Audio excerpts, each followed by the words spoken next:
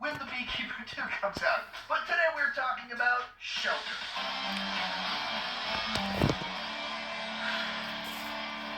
While I'm talking, be sure to join me down below in the comment section. Let me know, what did you think about Shelter, and what's your favorite Jason Statham action film? Fun thing about this review, I was actually able to interview the director of Shelter, Rick Roman Waugh, get his perspective on making the film, inspirations, kind of the philosophy behind how he does action. He's an old school guy, so he does a bunch of things the way that I like for them to be done. And one really cool thing about interviewing him is that he was actually the first director that I ever interviewed back in 2019 for Angel Has Fallen, so getting to interview him once again was pretty cool. Real quick, there's a sale going on in my merch store this week. You can get $16 t-shirts, including some of these new designs, like the I Know More About Movies Than You design.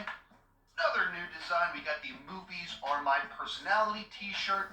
We've got the classic I Talk Movies Too Much. I believe this is my all-time bestseller. We got lots of variety. You can get the I Talk TV Too Much design. You can change the color. You can change the fabric material. So if you're looking for a fashion upgrade in 2026, consider getting some of my merch at that link down below in the description. All that's down below. And let's get started with the review. And simply put, Shelter is perfectly serviceable. It is a solid Jason Statham action thriller. It's not breaking any new ground, but it is competently executed. If you like the genre, there's a lot in here that you will enjoy. If you're someone that is tired of action films and you only want ones that are cutting edge, breaking new ground, reinventing the genre, that's not what this movie is trying to do. Rick Roman Waugh is a dependable, old school action director.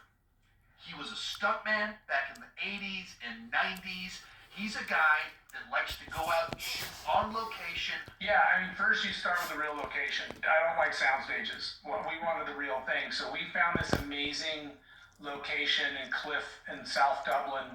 Blow something up, have a car chase where you're putting the camera in the car and the camera is shaking. He's that guy. He makes those kinds of movies. That's what he likes, and that's what he is trying to make. That's exactly what this is. You can watch the trailer, and you have a very are going to get, for better or for worse. For me, as someone that likes these movies, I don't have a problem with that. I got what I wanted out of this film. Now, let's dive into some of the specifics of this movie, which kind of made it interesting. And the first thing that came to mind is that it's a movie that it starts very small and contained, kind of on this one island with a lighthouse.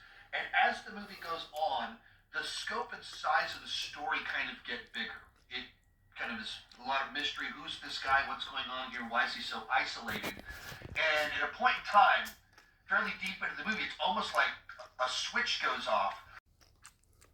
It's not in a way that violates what was there before, but just in a sense that the world of the story is opened up, and it suddenly has almost this Bourne Identity flavor to it, with secret organizations, assassins, political conspiracies behind the scenes, while never losing the intimacy of the first 30 minutes of the movie. It starts off really just about these two characters, Jason Statham and this little girl, and it never loses that. It starts with just the two of them, and then it gets bigger and bigger and bigger. It was a little bit what I pitched. Once you have the real thing, you turn your team loose and you talk about the homage to First Blood. If a man was in the woods, how's he going to defend himself with a buck knife, and that's it, or with